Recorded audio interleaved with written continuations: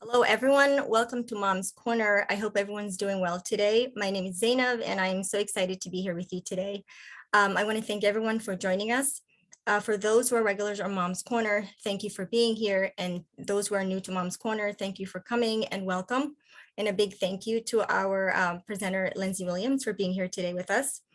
Before we proceed, I want to remind everyone that as promised, we will issue a stipend at the end of the meeting. I will drop that link in the chat box towards the end of our meeting today.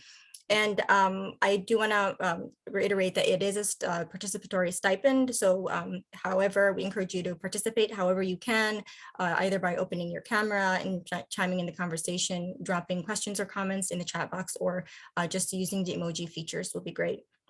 And please make sure to change your screen name to reflect the one that we will be sending the stipend to, so that we have the right person. And if you need help in doing that, I can certainly help you with that as well. Just let me know. A brief introduction about Mom's Corner. Mom's Corner is one of the many programs under the umbrella of Global Perinatal Services, or GPS. And GPS is a nonprofit doing amazing work and changing lives every day. Our mission is to provide community-based doula services that will respect, educate, and empower low-income Black, refugee, and immigrant women and their families during pregnancy, birth, and into early parenting. And Mom's Corner is a space not just for moms, but for all women folk and supporters of women, because at GPS, we believe that motherhood is an extension of a woman's identity and not the definition. And so Mom's Corner, really, since the pandemic, has become not just a space where we come together to find empathy, support, and camaraderie, but a safe haven and access to so many critical resources in our communities.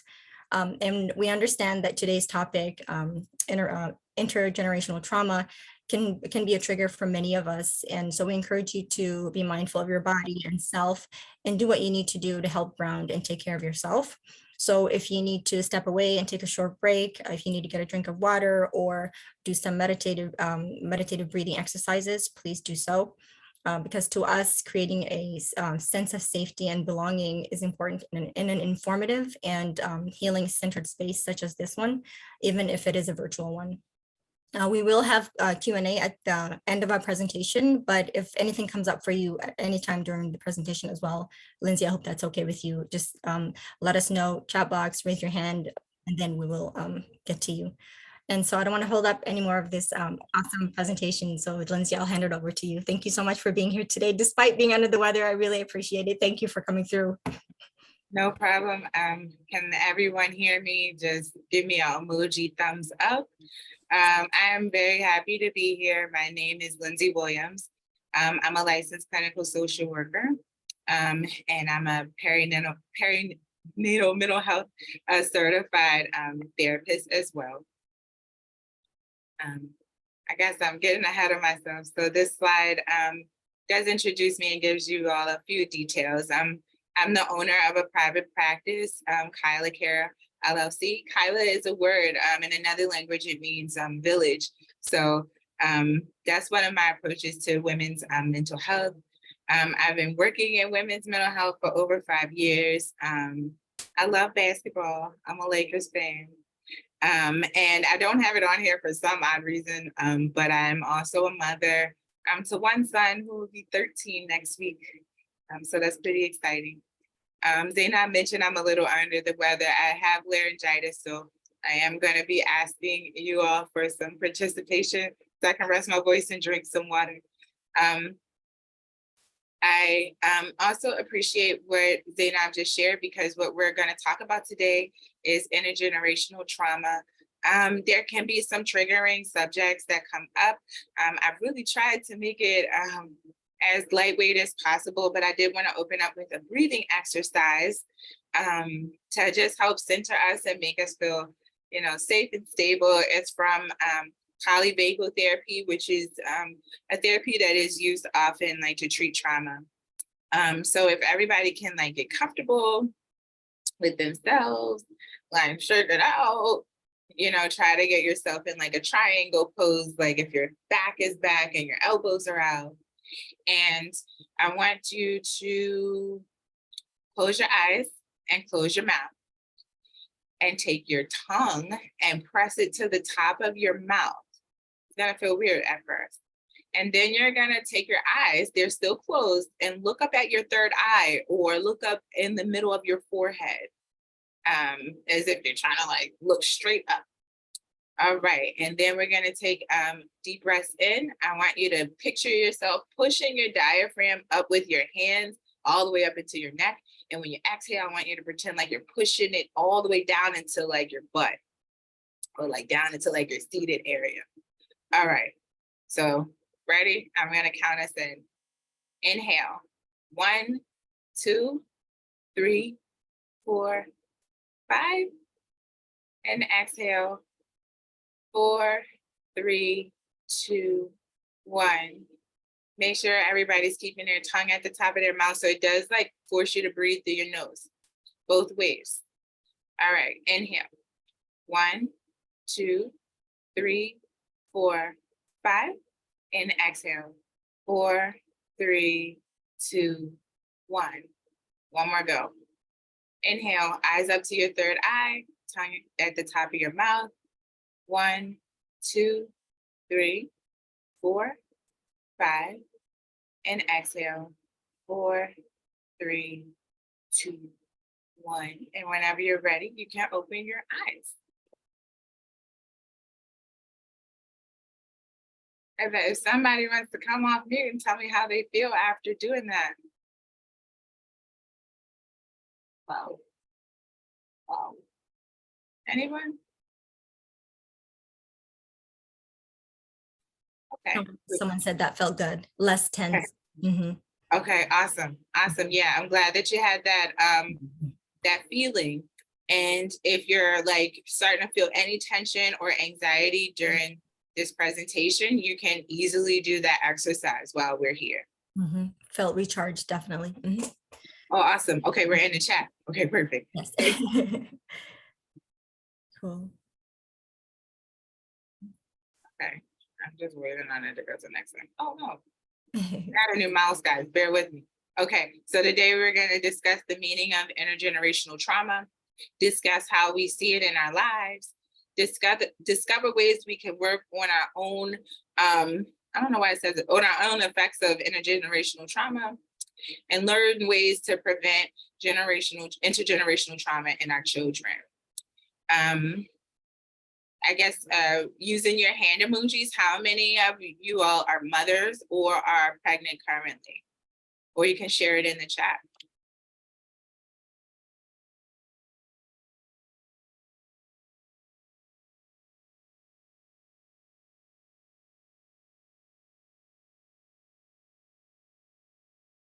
So, what is trauma? Trauma is an emotional response to a terrible event, like an accident, a rape, or natural disaster, like Hurricane Katrina. Immediately after the event, shock and denial are typical. Longer-term reactions include unpredictable emotion, flashbacks, strained relationships, and even physical symptoms like headaches or nausea. Trauma, I like to always tell everyone I talk to, is like really in the eye of the beholder. So if you feel like you've been through a traumatic experience, it was traumatic. No one can tell you it was, and nobody can tell you it wasn't. It's also a subjective experience. So you might not think that something was traumatic, or I might not think that something was traumatic or experience it that way. And somebody else can see it completely differently, right? So we want to also, like, when people say that something affected them, also respect, you know, how they're presenting that. I wanted to start off with talking about trauma because I figured we could talk about that before we get to intergenerational trauma, which kind of builds on what trauma is. So according to the American Psychological Association, intergenerational trauma is expressed when the descendant of someone who experienced a traumatic event presents challenging emotional and behavioral reactions that are similar to their ancestor or relative. So long story short, that means that things that happen to past generations, including our parents or grandparents, have an effect that linger on for further generations. It asserts that, like, we always talk about, especially like when we're having kids, you know, what genes are they gonna get, right? Are they gonna get my eyes, his ears? How is that going to work? Well, intergenerational trauma says we don't just get traits and gene and those types of genes from our parents, but their experiences also can affect our makeup, and it can also have an effect on us also. So when we're talking about intergenerational trauma, these are like what I just shared with you is a pretty technical term, but we really do describe it a lot in our everyday speech when we're talking to each other. So common terms or statements that we use to describe intergenerational trauma with each other are, I see it on like Instagram, TikTok all the time, generational curses. We're gonna break generational curses, right? Sins of the father are visiting the children, right? So whatever happened in the past is still affecting us somehow. That's a more like biblical term or like a Christian term, a phrase. We might be talking about somebody and we say that person was just never the same again after that. Or the apple doesn't fall too far from the tree. And a lot of times we say that in a funny way, but sometimes we say like, yeah, that he's kind of like his granddad was kind of like that, or that kind of rubbed off on him, right? And sometimes we also hear people tell us, you should have learned from me that, or you should have learned that if one situation happened to me, then it could happen to you. Does anyone have any other examples of how they've discussed, intergenerational trauma in other ways, or things that they hear people say? Would like mother, like daughter be one of them, or is that different? Yeah. Yeah, and to keep it, thank you for that one. And to keep in mind, it can be a statement that can be used both ways, right? So sometimes we say that in a very positive way, and sometimes we say it in a negative way. Someone said you're just like your mama in the chat. Okay. Yeah. And that can have a negative connotation, right? That it might not be a compliment when we're hearing that.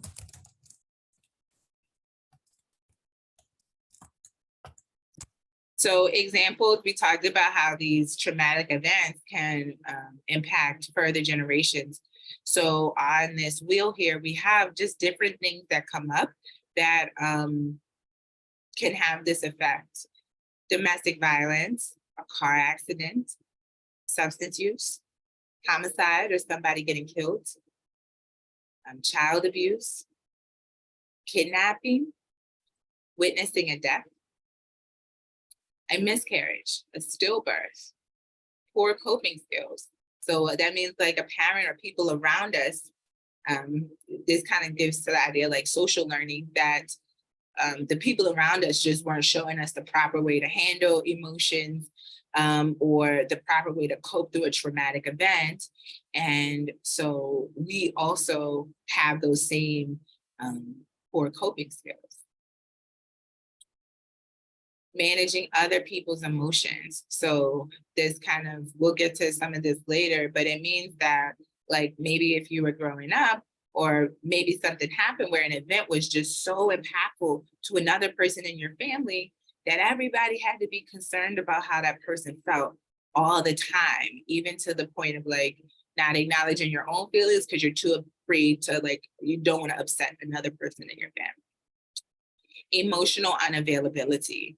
So kind of when we grow up without having emotional input or someone reaffirming us. And I said poor social learning, so I think we'll keep going. How does intergenerational trauma affect us? So it can cause emotional dysregulation. I think the most important part on this whole list is that we can be responding to something that never happened to us based on how we were taught to feel about a situation or things that we heard about a situation. And this comes up a lot of times in different cultural groups, especially marginalized groups. There are events that we all can feel together. It can affect our health. That's one of the major outcomes of intergenerational trauma is poor physical health. It can lead to substance abuse. It can also be a contributor to poverty. It can cause a person to take their own life. And mental health concerns like depression and anxiety. Also reduce tolerance to stress. So that means like we're really easily stressed out. Things get on top of us. We're pretty like considered like very sensitive maybe. Oh. So one question that came up to me was, how does intergenerational trauma affect the brain? So it increases our cortisol levels and it affects our neurobiology. So it adjusts our amygdala, our hippocampus, and our prefrontal cortex. What actually happens is like on a brain scan, these parts of the brain appear to be smaller and they also appear to be like more grayed out. So meaning like they're not working or they're not functioning as properly as they should. When we're looking at brain activity, all the spots should be pretty much a light, like gray color or a whiter color when it's healthy tissue. The amygdala is the emotional control center of our brain. So when it's affected by trauma, it means that we have dysregulated emotions. Our hippocampus, that also helps to keep us regulated and adjust our fight or flight responses. Okay, so if that is awry in any way, it can mean that we're like way more sensitive or way more jumpy about things on edge. Our prefrontal cortex, that's here. And that, oh, I'm sorry, that's the frontal lobe. Sorry, guys. Prefrontal cortex is back here. And it manages our brain's executive functioning. So that means that if it's affected, people who are experiencing trauma on different levels can have poor concentration, difficulty focusing, or like kind of maintaining their level of functioning, right? So they might be like anxious more often, things might take them longer to do. So like just to kind of keep going with this, other trauma terms that do come up that I want you all to be familiar with is secondary traumatic stress, which is the emotional duress that results when a person, well, when an individual hears about the firsthand trauma experiences of another, right? So we're just hearing a story. How many times have you watched like a Lifetime story, right? Or a documentary or ID channel, right? And now you're spooked or now you're stressed out. These are secondary traumatic stressors. So we heard about it and now it's caused a reaction in us. Vicarious trauma. So basically, long story short for that is that a person is emotionally affected over time by hearing traumatic stories of others, okay, through their job or through caregiving. Another word for vicarious trauma is compassion fatigue. So that might mean that we help somebody through a traumatic event. I've heard many like of my patients, they'll tell me like, you know, for instance, their parents could have been really sick in the hospital and had to get like breathing treatments and things like that. And ever since that time, whenever they see a face mask, they get scared about it, right? Or they get worried that they might be in that same situation, even though it didn't directly happen to them. And a negative cognition means that after a traumatic event, the brain determines that anything related to the trauma is bad, period, poo. We're never going back there. We'll never do it again. For instance, sometimes like a person might have like a traumatic birth experience, and then they say, I'm never having kids again. It's never happening to me again. If I look at a kid, that's not gonna happen, right? Or I'll never trust men again. That's a very popular.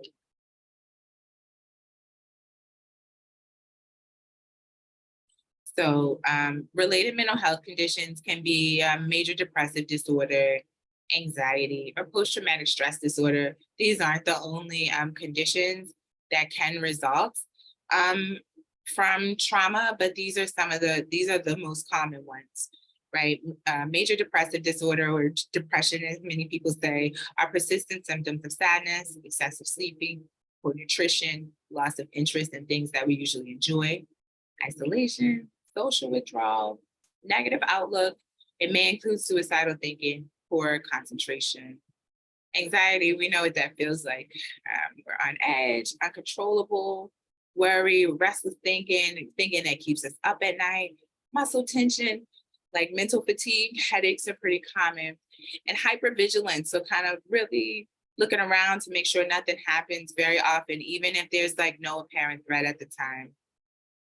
And post-traumatic stress is a more acute, or like a more complex form of anxiety, which can include like flashbacks to the traumatic event, being easily startled, feeling back in the moment, nightmares, recurring thoughts about the event, and also hypervigilance. Other conditions include anxiety attack and panic attacks, and other conditions like I mentioned earlier.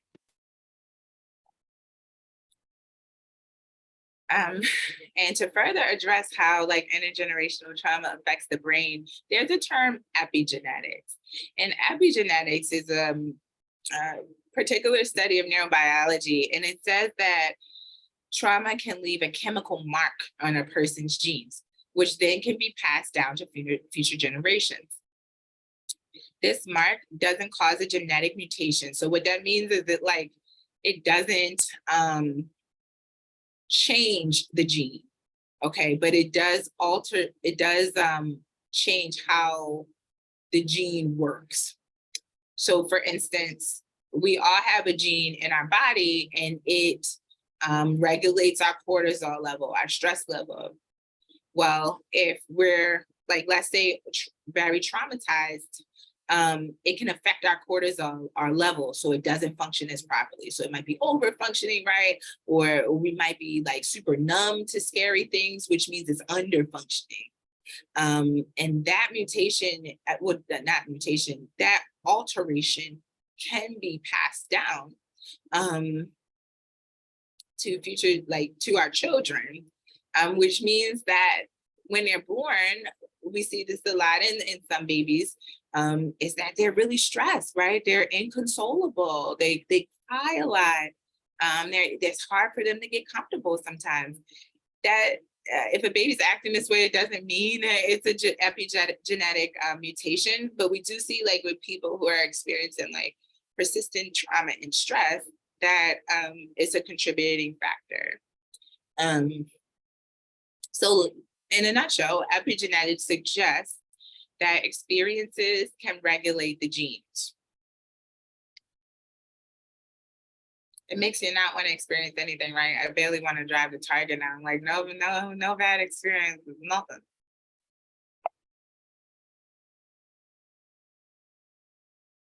So this beautiful young lady over here is Kimberly Crenshaw, and she introduced the term intersectionality, which in a nutshell means that the further that you are from being a white male, the more likely we are to be marginalized and experience a traumatic event. And so that really starts with just being female, and it goes on from there, right? So if you are, I don't know, who's in the room, right? So I guess I'll just use myself. If we're talking about intersectionality, I'm an African-American woman, right? Let's see, I'm a mother, that puts me in another group, right? This doesn't apply to me, but a woman might identify a different way. So if you identify as like non-binary, or if you identify as they, them, then you're further marginalized from that.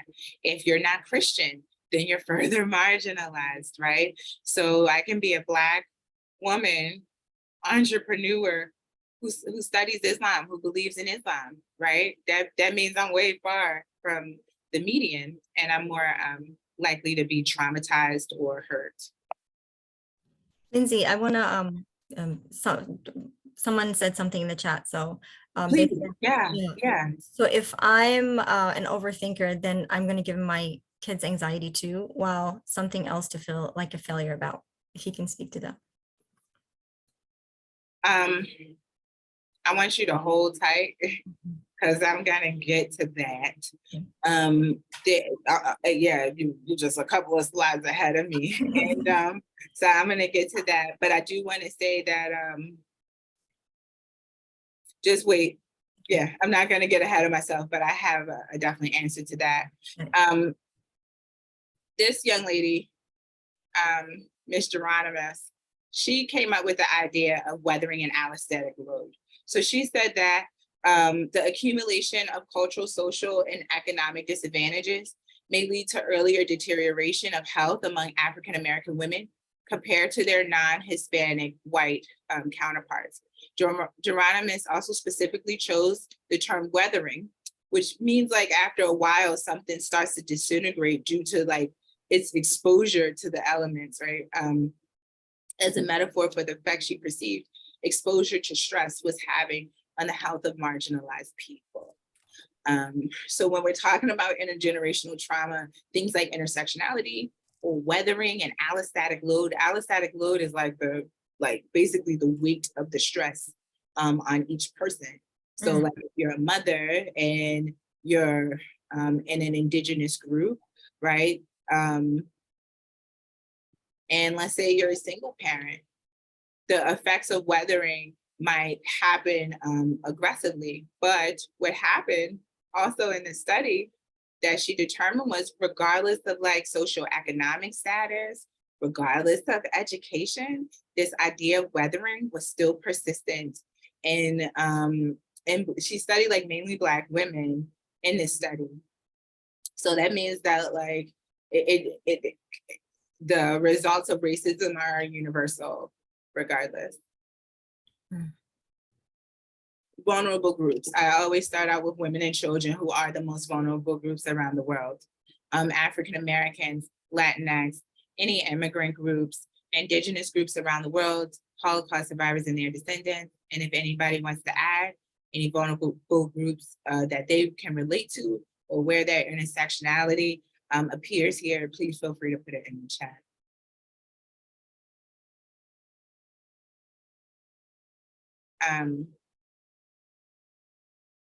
We're getting to the good part, guys. So it's not all bad. This is just all the education part. So average childhood experiences. There was a study done back in 2009 by Kaiser in California. And it was spearheaded by a doctor. Her name is escaping me right now. But she determined that she was seeing patients, she was seeing young kids, and she's a pediatrician, and she was seeing children, and she noticed that their stress levels were very high, but nothing was happening, right? They were appearing to have like symptoms of asthma or like respiratory issues, but really it was a result of what was going on in the home and in the environment. So these kids were being exposed, like based on their community or their family makeup, being exposed to high amounts of stress, and it was altering like their health. It does say that like having some of these experiences can lead to like our overall physical health being compromised when we're older, or like a propensity towards substance abuse. So like many kids who are in these situations, a lot of us like who are participating today might have had average childhood experiences. It can lead to like maybe smoking cigarettes at a young age, or drinking at a young age, or maybe like hanging out with certain groups at a young age to feel like you're getting emotional engagement or some relief from the trauma experience. The one thing about average childhood experiences is that they are preventable. And so we'll get to that in a few minutes.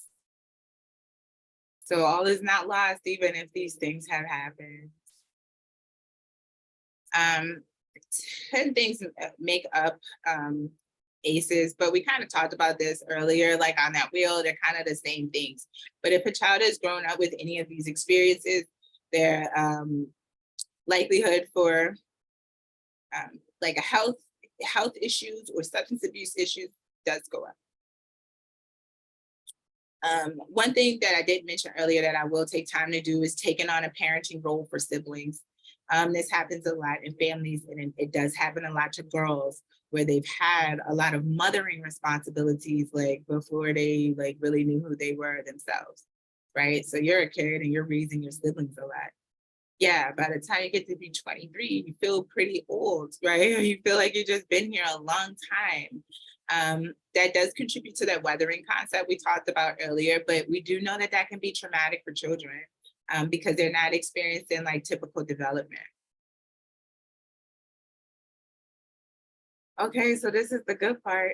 And this gets to the question from earlier about anxiety.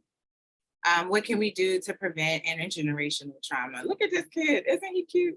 You see the grandmother over there? I love this picture. And look at that turkey. Okay. I love this picture when I showed it. Okay, and I love this one too. They were so cute. So to answer your question from earlier is mothers are the most powerful when it comes to intergenerational trauma. The ways that we're able to turn some of these things around are very unique to being us and being mothers. All right.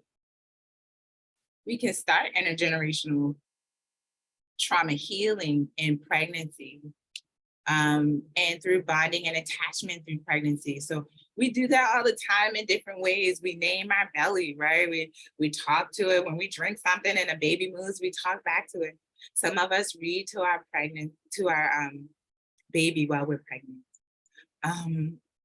These are always do it. If we're having anxiety, similar to the breathing exercises that we did earlier, and we'll get to other types of therapy later. But accessing therapy and learning how like body regulation, especially with anxiety, can be very helpful in pregnancy. So it doesn't mean you're just giving anything over. It also means like we can work on balancing those things out. I work a lot with my clients on doing that, actually. We can heal intergenerational trauma by spending one-on-one time with our children, talking to children about their emotions. So if you grew up and like if you were upset, somebody was like, there's nothing to be upset about. You're just a kid. You don't have a real life. You don't have bills, right? All the things that parents say, and it kind of dismisses our feelings. We can do the opposite of that. We can say, I know why you're upset, or I can understand why you feel that way. Or I felt like that when I was your age, to validate our children's feelings and let them know that they're okay, using positive affirmations. Teaching our children how to positively manage stress and emotions. Okay, so a part of that social learning piece is like, we might not always be the best models how to cope with stress, right? So if I'm a little girl and every time my mom is stressed and she's like, I'm stressed, she's acting angry, and she goes out and she's smoking cigarettes, that's cool. She's not doing anything to me directly, it's fine. But what am I gonna do when I get older and I say, I'm stressed, I might need to go use a cigarette. It happens. Also working on building our children's self-esteem, okay, to prevent their vulnerability to trauma also. So to address what you were talking about earlier, yes, a big part of what I do in reproductive mental health is I do share that cortisol does affect, it does affect pregnancy. But I also like to say that these have to be like persistently high levels of stress. Okay, so I didn't say this earlier, but I probably should have. So it's a learning experience, but stress can be good or bad. We always use stress like kind of on the negative side of the coin. It's not. Like if you're working out and you're running, that's stress. But that's healthy stress on the heart and on the body. If we're trying to concentrate on an assignment, that's stress. If we're rushing to the bus stop, that's stress. So those aren't considered harmful, right? But when we're having stress that's like interrupting our sleep, or stress that's like keeping us from being mentally balanced, and you guys know what I'm talking about, is keeping you up at night, like we're kind of preoccupied, we can't think past it, things like that. If we feel it in our body, so we feel tension in our chest, if we feel tension in our muscles, frequent headaches, things like that, it could be having a more harmful effect.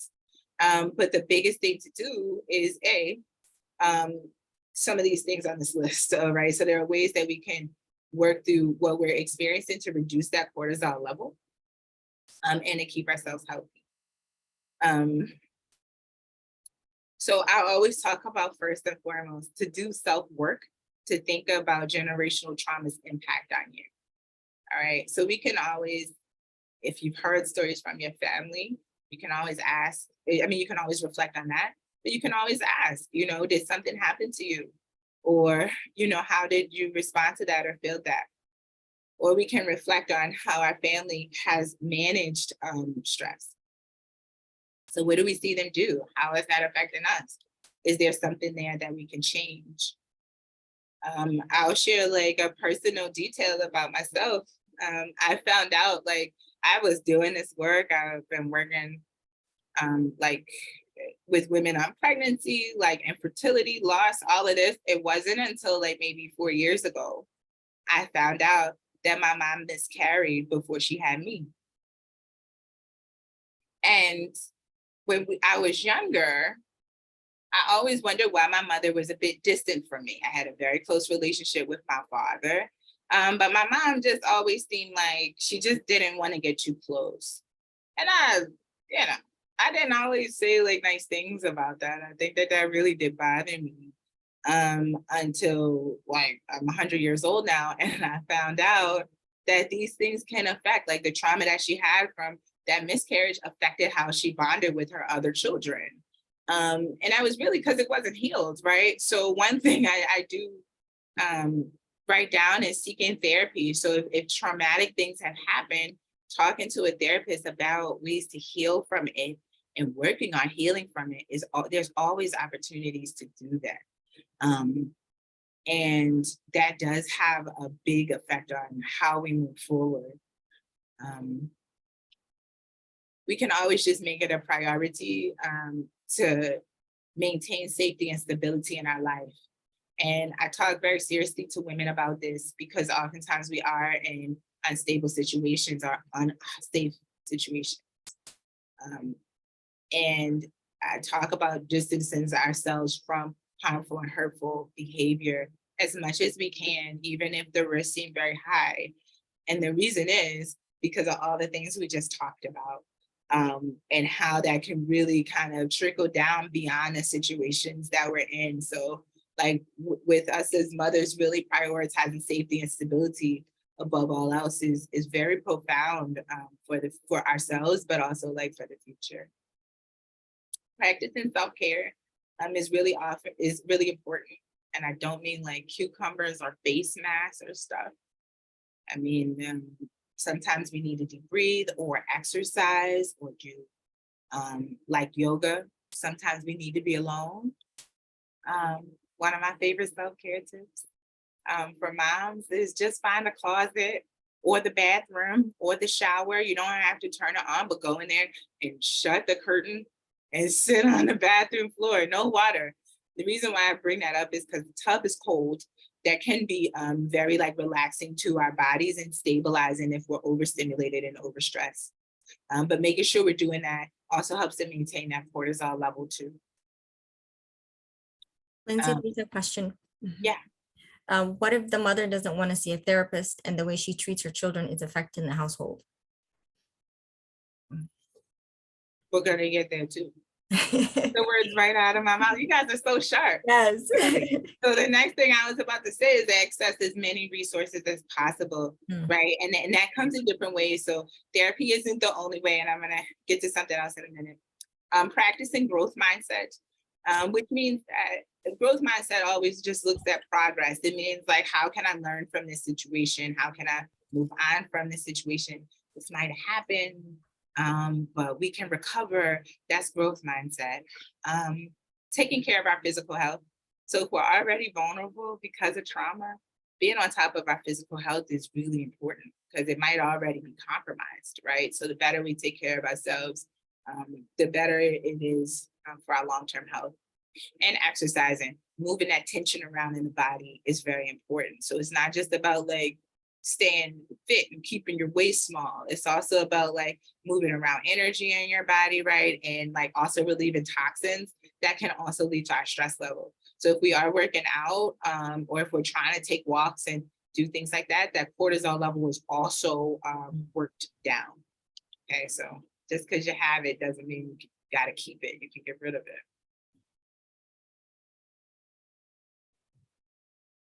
So we talked about this a little bit, but when we're analyzing our own family and kind of doing our own self-work, if you have somebody who doesn't want to go to therapy, self-work is always an option, and I always bring that up. Even though I'm a therapist, everybody doesn't come see me.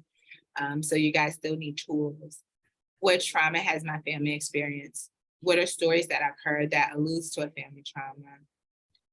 How does or did my parents or other members of my family respond to stress or trauma? Did they just ignore it? Right? Did they act like it didn't happen? Did every year that like every anniversary of that traumatic event, then the whole house had to shut down? Right? These are how we learn. These are things that we learn about how to manage stress and trauma. And how have these things influenced you personally? I talked a little bit about growth mindset. A great quote that I've heard recently is that you have to, in order to recover from trauma, you have to be future oriented. So you have to be thinking about how you can recover and how you can grow from a situation versus thinking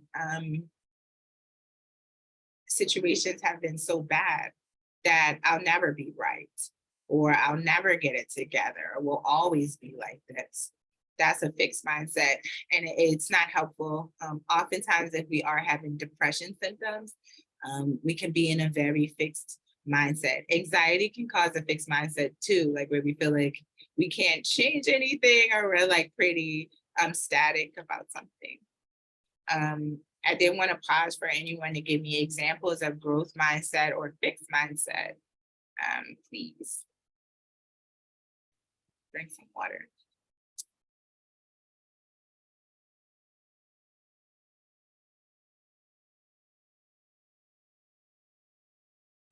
Yeah, I think the example I would use is when you're teaching your kids like a new skill, and then like giving them credit for the process and not the end result, because that teaches them like, I didn't give up, I tried my best. And instead of like, oh, you solved this math problem, you did great, but actually recognizing that the work that they put into, and that the fact that they didn't give up to get to that answer, they're like complimenting the process. I love that. That's a perfect example.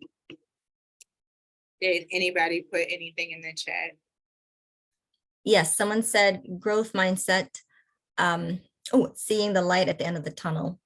And then growth mindset is when you want to change and do better with what you're given. Fixed is when you're stuck in what you're going through. Yeah, you guys said it better than me. I like that. Let's move on. So yeah, we did talking about that. So we have to talk about what makes it difficult to heal from intergenerational trauma. And I picked out this picture because it looks very, you think you know the way through there, but maybe you may not, right? Like I thought I could go that way, but it's a maze. So intergenerational trauma can be hard to work through. And I do want to acknowledge that it can be very difficult. And the reason why is because there can be a resistance to change. So people don't want to deal with it differently, right? I think a popular subject that comes up with this is like beating kids, right? Or hitting children. So like current research says like, we get that kids do stuff, but we probably have to not physically hurt them, right? And at Thanksgiving, we've had family arguments about this, right? But that also means that some traumatic activity is still persisting, or it has the opportunity to persist. It may not affect kids that way. So resistance to change. This is the way we always handled it. We don't have to do anything different. Not acknowledging the past, suppressing emotions. A lot of times those go together. So we'll act like something didn't happen, almost not name it, pretend, whatever emotions related to it, we just don't acknowledge them at all. And sometimes that can just come from a memory being pretty painful. But either way, it's not being dealt with, okay? It leads to some other things. Responding to situations in the same way that we have seen other family members, even, I didn't finish my sentence there, but even if it has not been helpful, okay? So maybe we had a family member that we shunned out, but we didn't talk to them anymore. We've seen a couple of family members get kicked out, and we know that that doesn't work and that it's not helpful, but we still do it, right? Or another popular one is like when women get pregnant, if the family doesn't agree, then they leave them on their own. And this girl is having a really hard life, right? Like she's having to raise her kids on her own. She has very limited support. Family is available, but they're not helping, right? These can be generationally traumatic behaviors that we're doing. And putting, people in our family or ourselves in like more stressful position.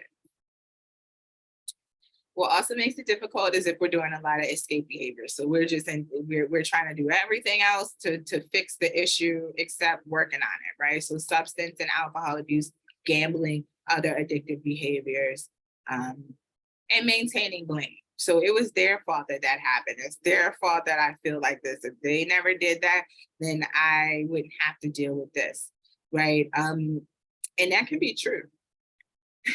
That without a person's actions, we wouldn't feel the way that we feel. But we also have some responsibility not to let that affect how we want to be. So earlier I said therapy comes in all forms. So if a person doesn't necessarily want to go to therapy, I do write that there's different types. So seeing somebody like me is an example of psychotherapy or talk therapy, right? But there's also acupuncture. There's open and intentional discussions with loved ones to help heal maybe some things that have happened or talk about things that have happened. Massage is also important because that helps to move like cortisol around the body. It helps our lymphatic system to drain. Okay, so that lets out a lot of toxins, and cortisol is a toxin, so it helps to let all of those things out. Reiki is another one. Hypnosis, yoga. I always recommend yoga. You can do it right in your living room, but it has a lot of whole body healing effects without necessarily seeing a practitioner. Types of psychotherapy. The ones I put here are more specific for if a person has endured trauma and they want like more intense therapy. So that's EMDR, which is eye movement desensitization, and that has to deal with bilateral stimulation. So you work a lot with reprogramming brain waves that have been affected by a traumatic experience. DBT is a dialectical behavioral therapy that works very intensely on emotion management. So if you feel like you've never been able to like manage emotions, or they always kind of like run you don't run them, DBT is really good for that. Family therapy, right? Some things have happened and the only way to heal is if everybody talks about it. So family therapy is always there. Somatic based, that does help us to use physical techniques to heal inner trauma. Somatic based therapy is amazing. And it works very well to heal unwanted experiences. Narrative therapy, that you work with a therapist for that, but that includes like journaling, storytelling, like recounting your life, doing timelines, things like that, to help you understand experiences, responses, and how you want to move on from that. Acceptance and commitment therapy is popular there too. That helps us to identify unhelpful and helpful thoughts. And like beliefs. So like through all this trauma stuff, we can develop like some unhelpful beliefs. And so it helps us to like challenge those and change them.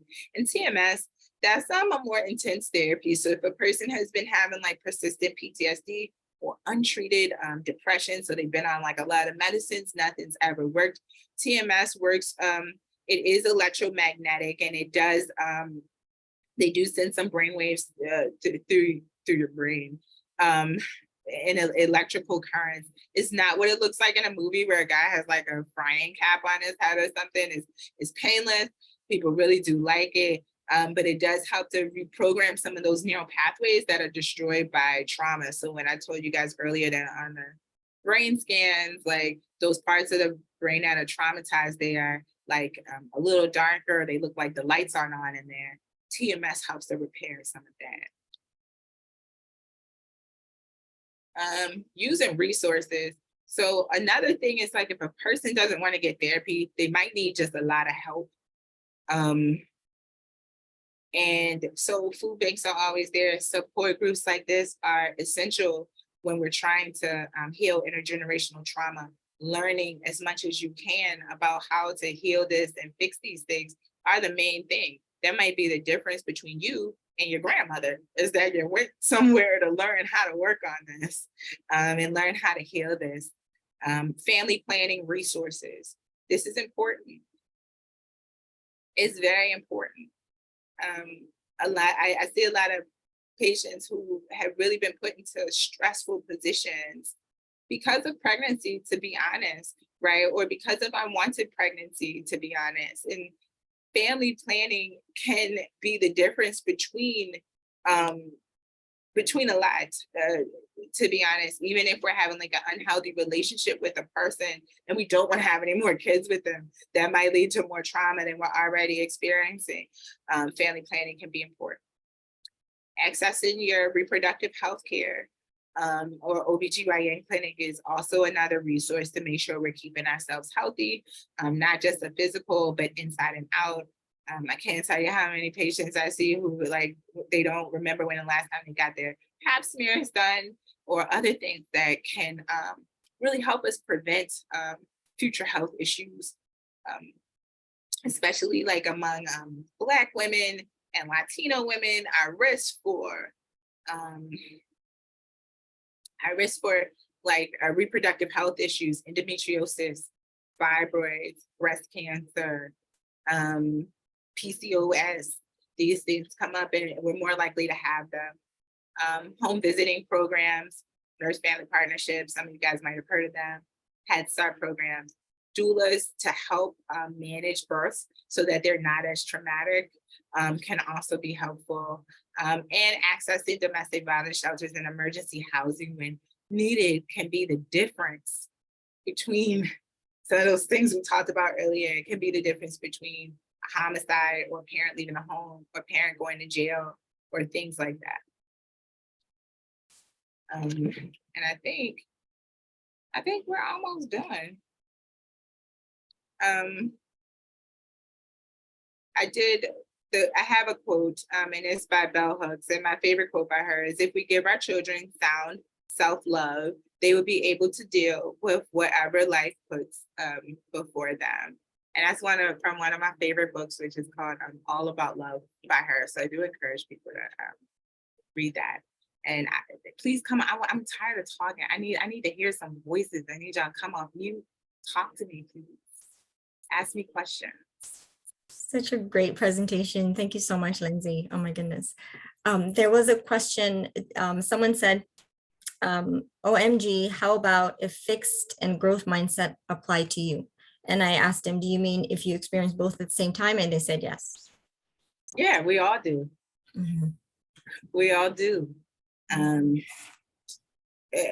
think that's the most important thing to say. We experience both, but when we lean more into the growth mindset, we are kind of just more likely to kind of progress to the next step versus keep us back. The person has if you're having anxiety issues, that can be harder. Okay, so I don't know you personally, but I do want to say, I don't want to just glaze over that.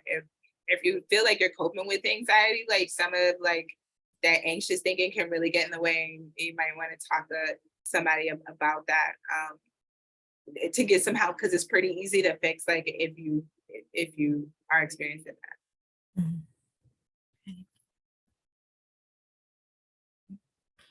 Um, yeah, Lyndsey, I was wondering if you can speak to client experiences, particularly from the clients of color, and just how they're broaching the idea of therapy or with their families, and how are you, like, what is their experience like with you, if you can speak in generalities. Mhm. You said, how are they addressing therapy with their families? Yeah, yeah.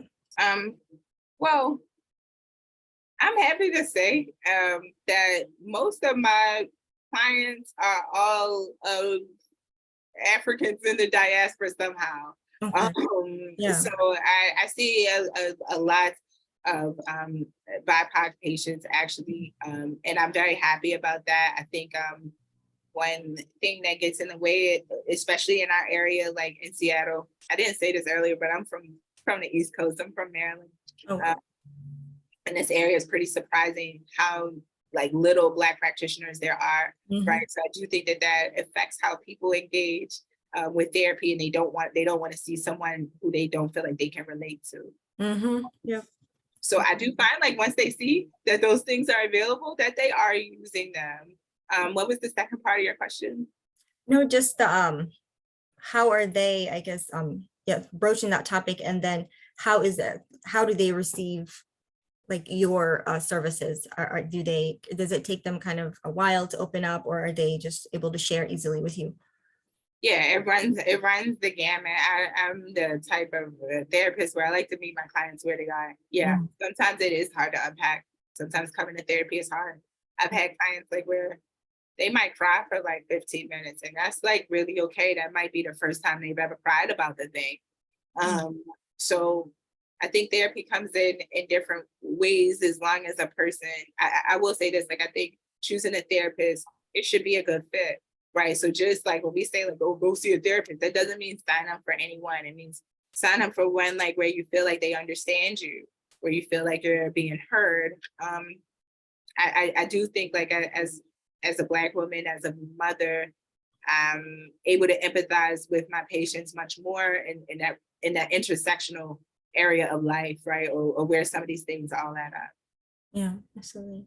Yeah, thank you. And then someone said, thank you. How will dad's past trauma affect the pregnant woman and the children, and what can they do to be healthy family?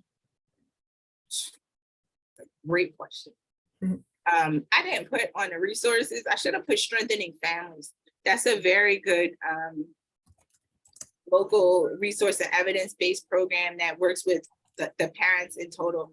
I know I was going to be talking to moms today, so I didn't put much about the fathers, but yes, that does have a great impact, right? And that does have an impact on the mother's cortisol level. So when I'm talking about that, what a woman might be going through with high cortisol level is a domestic violence situation, or unsupportive partner, like where she has to do a lot on her own. So I would say, like, a lot of times, like, it might seem like fathers' behaviors are indirectly influencing intergenerational trauma, but they're not. It is a direct influence there. So they do that, and they, a lot of men should, should see therapists. I think that I recently went to a fatherhood mental health training, and one thing that they were talking about was the lack of emotional education with men. I'm the mother of a son. I've heard, like, when I'm talking to other moms, they're like, oh, you got a son, he's easy, right? Or, oh, you have a son, you don't have to worry about this. Or, how many times have we seen that, like, a boy might not be held to certain standards that girls are held to. This is one of the leading causes of what we see when it's time for family building, is that a person doesn't have a lot of emotional education or social education on how to be a certain type of partner, to be honest. And if a person or man has gone through any of the traumas that we talked about, and then they're not emotionally reaffirmed, we could have a very angry man on our hands, right? Or we could see like some other behaviors that are unhelpful. So yeah, they have a big impact. It does not all fall on the moms. I will say that, but we have more power to change the situation. Thank you. And then this person says, pregnant with my second baby and I've just started therapy. Congratulations and good job. I have the growth mindset now, but what are some more things I can do to protect my little ones from the trauma I've endured in the past?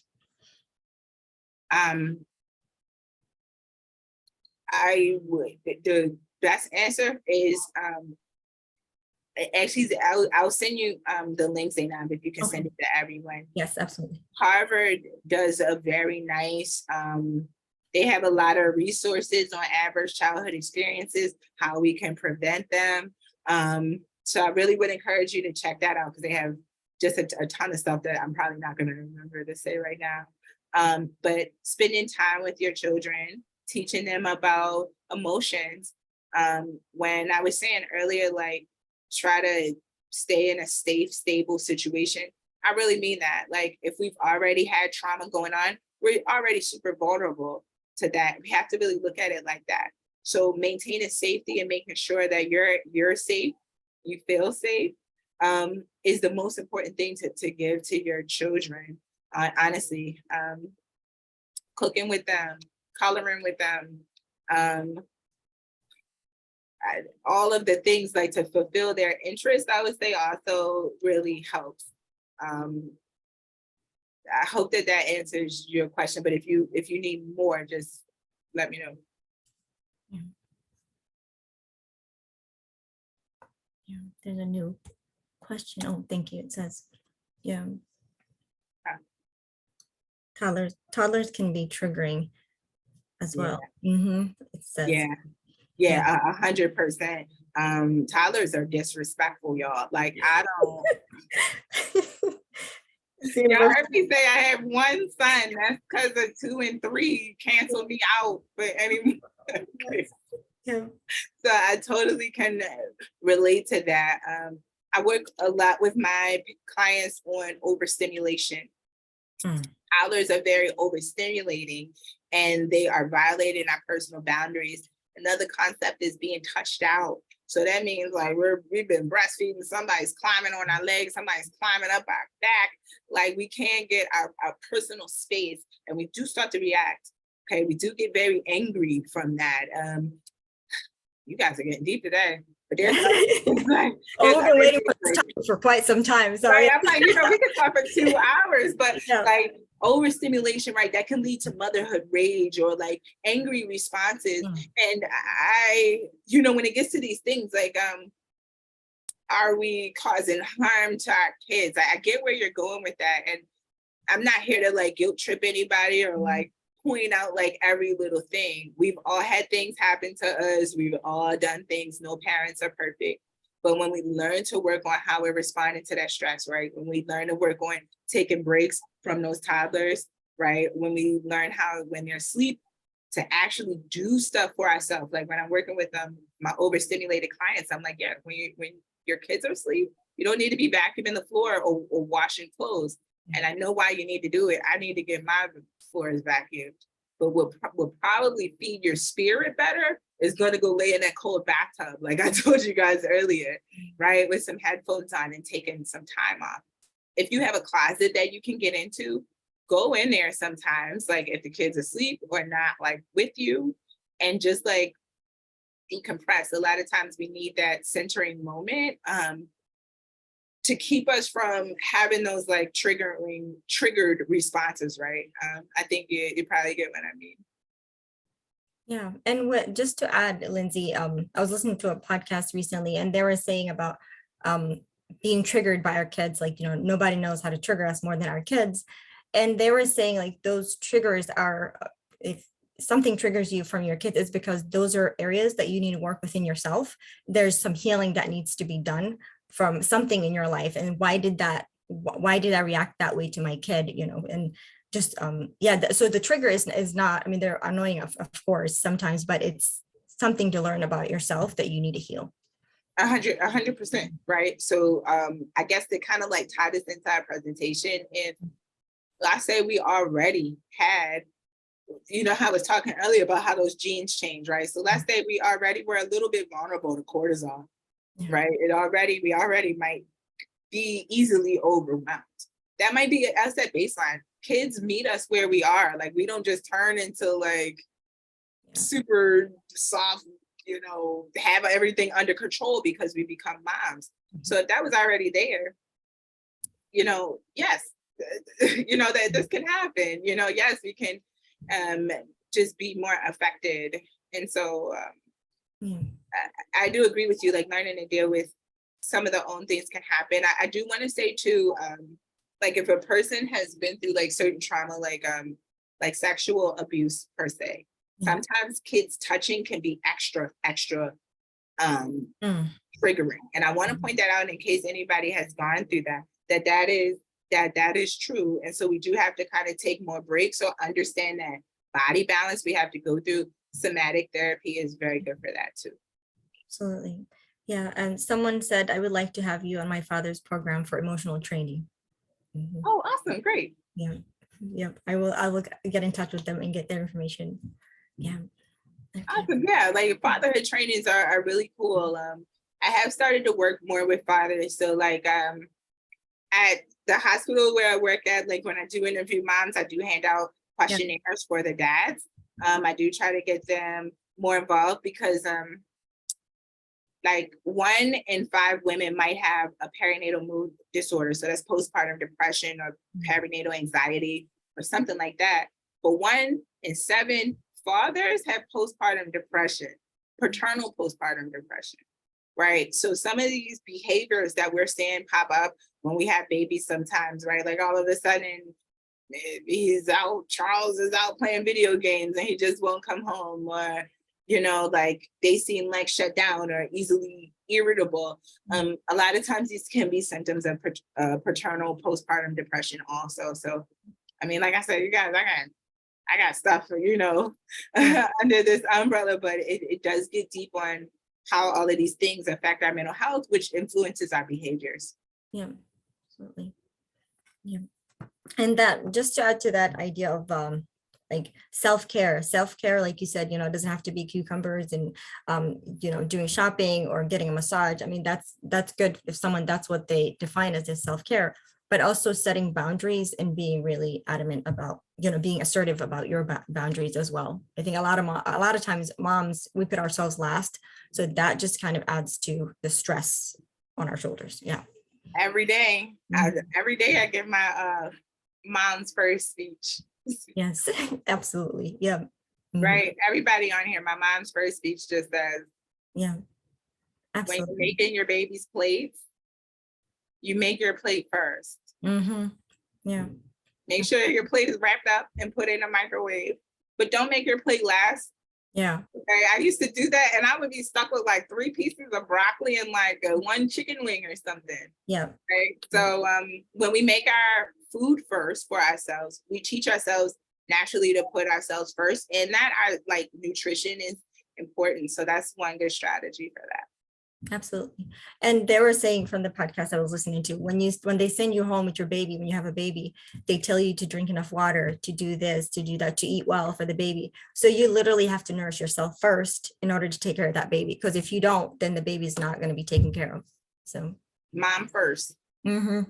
We always say kids first, but that's just like, it's like saying car first with no gas. Like you have to put gas in the car to take everybody where they need to go. And so mom first. Absolutely. And granted, it's not always going to be that easy for everyone, because I know a lot of people can do that, can afford to put themselves first a lot of times. But I think small steps, small things, do what you got to do to take care of you, Yeah.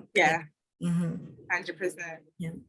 Someone says, yeah. I'm in the chat now. I'm like, liking stuff. Yeah. Yeah, we eat together now. Oh, that's great. Yeah. Sharing a meal together. Can you share how that's made a difference for you doing that?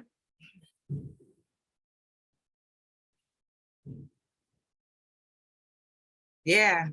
Mhm. Yeah. You feel like you got a full stomach, don't you? Right? That's a good Yeah, feeling. absolutely. Yeah. Oh, absolutely. Yeah. Like once you eat something, I totally agree. Yeah. Mhm.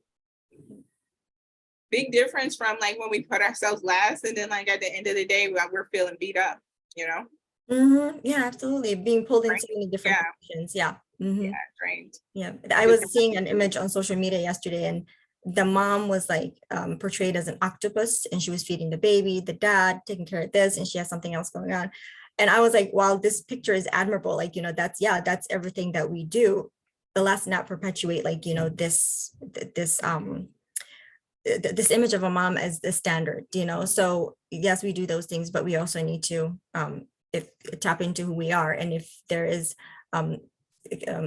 create community care, something like community care, if you can afford to, you have trusted members from your community, give some of those tasks to them, watch the toddler while I take a break, or take a shower.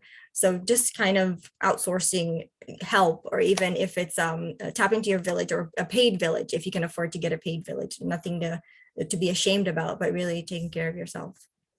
Yeah. That definitely helps prevent intergenerational trauma when we're getting that break. Yeah. Another thing though, when it comes to social learning, again, like I got tons of stuff, but like what happens is that there's a lot of motherhood perfectionist myths. Yes. Okay? One of them is that we have to take care of our entire house, including our husbands, and Yeah. that's our job. And we have to get everything done, and everybody has to be everywhere on time, right? And everybody's hair has to be perfect, or else we're considered a bad mother. Yeah. These are very harmful. And if we've had trauma from our own mothers, that can create a lot of that trauma, like from that, which is called like a mother's wound. That trauma can have a big impact on how we're parenting. It can cause us to put a lot of stress on ourselves because we're like, oh, we don't want to be like our mom, or we don't want to do like what happened in the past. So that can put some mental health strain on things. Yeah. Lyndsey, what about a mom who has a lot of children, but just one specifically just kind of makes fun of, a kid, like your hair, or like you gained weight, you look this, you look that. I know that's not a patient, but what is going on with that kind of mom? Just, yeah. What you're talking about, what you were talking about earlier, Yeah. which is that clearly like that child is triggering some of the mom's own insecurities about what's going on, right? Or that is how a person, social learning, has learned how to fix a behavior that is very common in families. So social learning might say, if I see something problematic and I say it all the time, then they'll fix it. Okay. So like if a kid is they are carrying more weight, and then we always call them the chubby one, right? Or the fat one, or like I've even seen it in my family. Like it's terrible. Y'all probably have seen it too. But they'll like pinch the child, right? Or pinch like they're a little fat or something like that, and say things about it. They're doing that because they think that, okay, well, now that we're pointing it out, this little, like the kid is gonna go run a marathon and lose some weight or whatever they think. Yeah. And it's not okay. So I do think sometimes we are taught that in order to deal with undesirable things, like we point it out, or disrespect someone in the process of that. Yeah, absolutely. Thank you. Does anyone have any other comments or questions? Yeah, I do have one last question, Lyndsey. As an African-American therapist, what has therapy taught you about yourself, or about African-American community, or Black people even? Yeah. Yeah, I mean, it's an honor to be a therapist. I'll say that first. I get very lucky to hear people's stories and help people in their healing all the time. And that's a real value. That's a real treasure. I learned that we are very, very resilient. we go through a lot. All the things that came up today, intergenerational trauma, raising children on our own, mama as an octopus. I just realized like how resilient and adaptable we really are. And I think a lot of times we feel like we're failing and we're not. That's one of the biggest messages I really got to say is we often feel, you know, like we're not doing enough. And a lot of times we really, really are. That's right. Cool.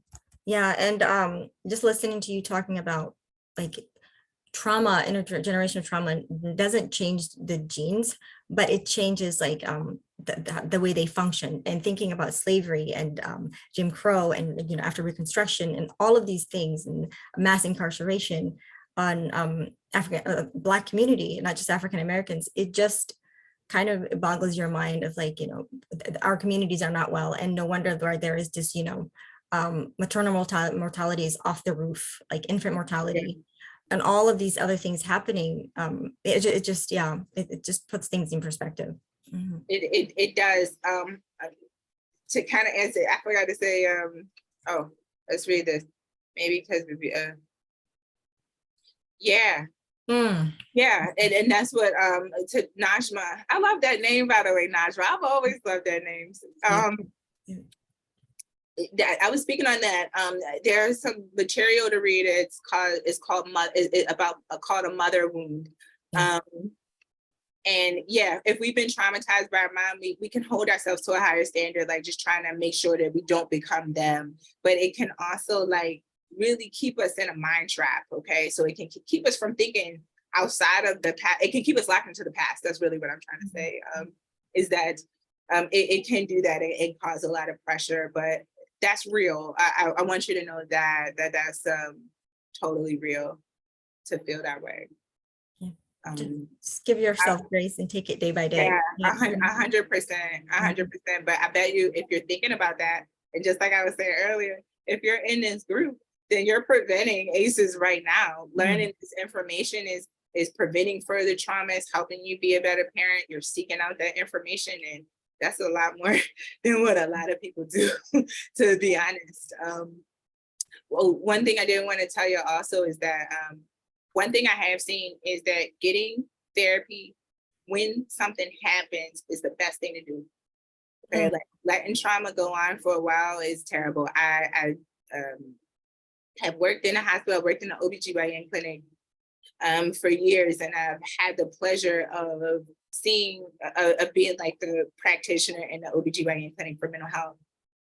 So when they come see me like right after, we're able to process that, or they're able to like manage that differently than if they wait for a long time. So I have really seen that early intervention is also really helpful in preventing any effects that the trauma might have on child raising. Does that make sense? Yeah, it does. Yeah. Yeah. And then Najma said, someone told me, fake it till you make it, so I don't beat myself up so much. Kind of helped. Exactly. Yeah, absolutely. Yeah, being a parent is like being an imposter. You're like, are people really listening to me? Am I really somebody's mama? Like, I be thinking that all the time, right? So yeah, it doesn't come with a manual, right? And we also have to learn our own identity as a mom. Okay, different than whoever Najma was or whoever Lyndsey was prior to baby. That's a whole new identity of what we want to be. And if we don't have a lot of examples of that, we're really making that from scratch. And so, yeah, we should definitely be patient with ourselves while we're trying to form that identity. Absolutely. I think one of the shocking experiences for me after becoming a mom is mothering myself. And like, you learn so much about yourself from your kids, and kind of unlearning and relearning some of the things that have been passed down to you that you've seen. So it's a learning curve, but just day by day, give yourself grace, and yeah, the rest will fall into place. Yeah. My child pushes me to grow and heal every day. Well, I love that. That's a direct message. I love that. Yeah. Yeah. Awesome. Oh my goodness, I love this topic. Any more questions? And I will, Lyndsey will share with me the links that she said after the meeting, and I will definitely email those out to you guys. I don't see any more questions, Lyndsey. Oh my goodness. Thank you so much for coming through. Even though You you're know, under the weather, I really appreciate it, Lyndsey. I hope you feel better. glad I came. It's a pleasure. You can Yes. ask me to come back. I love it. Oh my God. Yeah, I will have you over for the dad's group. So if you just let me know. Awesome. Yeah, I will If stay. anybody, you guys have my contact information. I will send you the slides. They'll be locked, Oh, but you guys can look at all of the information if you want to look back at it. Okay. absolutely. Yeah, definitely. I will upload the video to our YouTube channel. So whoever. Oh, yeah, I forgot about the video. Okay, yeah. Yeah, definitely. Yeah, and you guys, thank you so much for being here and Thanks for for your your great questions and participation. comments. Yeah. Yeah. Thank you, Lyndsey. I'll be in touch, Lyndsey. All Thank right. you. Guys. Have a good good weekend, night. everyone. You too. Bye.